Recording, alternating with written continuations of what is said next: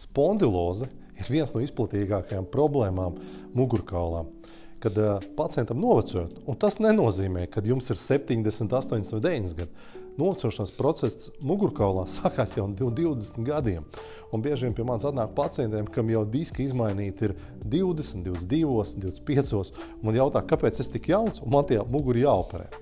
Un spondilozes problēmas moka, tāpēc, ka viņas rada izteikts sāpes mugurā, un pacienti bieži vien vingro, dara visādas dažādas fizioprocedūras, un īsti rezultāta nav.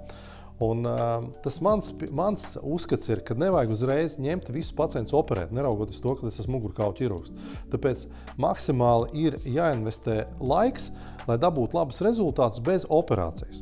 Un, protams, kad viens no ieročiem, teiksim, lai samazinātu sāpes un diskomfortu mugurā, ir akupresūras 8-kājas.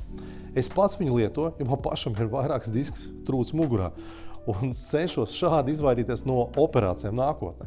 Tāpēc tas ir ļoti svarīgi, kad pie spondilozes saglabāt arī kustības. Un mūsu akupresūras 8-kājas ir produkts, kas ļauj jums brīvi kustēties, uzlabo mikrocirkulāciju, un līdz ar to muskuļi ir labākā formā, un novecošanās process notiek vēl lēnāk. Tā kā ejiet uz manu linku, jūs daudz vairāk tur uzzināsiet, arī mājaslapā ir rakstīts par produktu, kā viņu lietot, kā viņš iedarbojas un viņa labās īpašības. Tā kā pamēģiniet, lietojot akupresūras 8-kāju, tā mugura tiešām mazāk sāpēs un jutīsies daudz labāk.